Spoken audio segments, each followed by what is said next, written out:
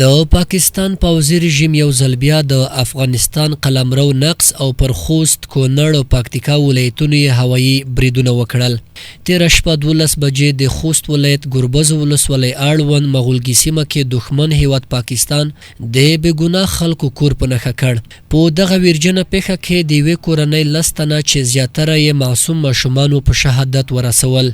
د سیمې اوسیدونکو ویل چې د دغه کورنۍ ورځنۍ چارې مزدوري او مالداري وه. دوی زیاته کړه برید هغه مهال وشو چې سیمه کې خاموشي وه او خلک په خواږه خوب ویده وو او قربانیان یې تر ډېره ماشومان یاد کړه. په 12 بجې دا پیښه رامیلسته شوه. دا اندازه 10 شهیدونه یې وکړل. په غونډ وړه ویډکي جلګی دا شهیدونه کړي دي او دا قبیله یې په هېڅ هغه چا سره اړیکه څه نه وه، بې ګناه وي دغه.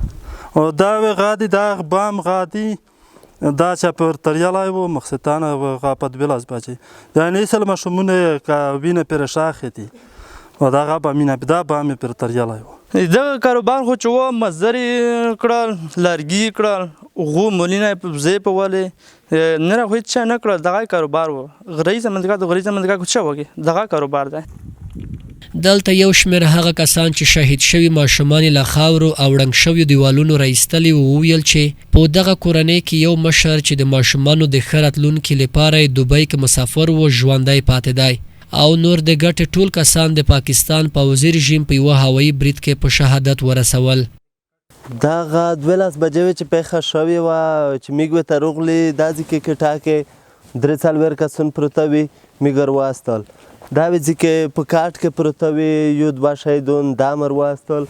دا ویځین د 2 کسان پروته وي دا مر واستل خو ورلوندې وي. دغه کورنۍ چې دی دغه یو کس خلی پوته دی په دوبۍ کې پوته دی نه رای دلته ټول وشتل شوي دي شهیدون دي نه رای څیک نه دي پوته. امنیتي مسؤلینو ویل چې د برید وروسته سیمې ته ټولو ارګانونو پر وخت رسیدنه کړې او ټاپیان یې روغتیایي کلینیکونو ته لیږدولي دي.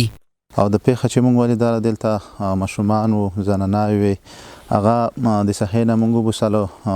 کوم یو 2 زخمیان و تقریبا 8 ماشومان، زنانه یوه د زنانه په شمول او ټول 10 نفر هغه شهیدان په دغه پیښه کې. او د کور شیده د یو د غم وګړي ده او دلته څوک داسې نه و چې هغه د هدف وګرځول شي او ټول عام خلک دې ډېر وحشت شوه ده. د خوست مرستیال ولی د پیښې شهیدانو جنازې مراسمو کې ګډون وکړ او د غمجنې کورنۍ سره یې ځانونه په یاد غمیزه کې شریک یاد کړل. مرستیال ولی ویل چې یاد برید به بې ځوابه پاتې نشي. د افغان حکومت او پاکستان پوځي رژیم ترمنځ څه موده وړاندې د جنګ نه کولو یا اوربند اعلان شو، خو بیا هم پاکستان پوځي رژیم څو وارې افغان خاوره نقص او په افغان خاوره یې تیری وکړ. تېره شپه هم د پاکستان پوځي رژیم د کونړ، پکتیکا او د خوست ولایت د ګربز ولسوالۍ مغولګي سیمه کې پر عامو خلکو باندې بمباري وکړه.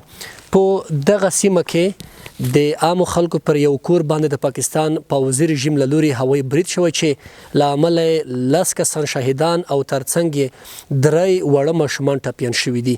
شیرین درمان، ژمن راډیو ټلویزیون، خوست ګربز ولسوالۍ مغولګي سیمه.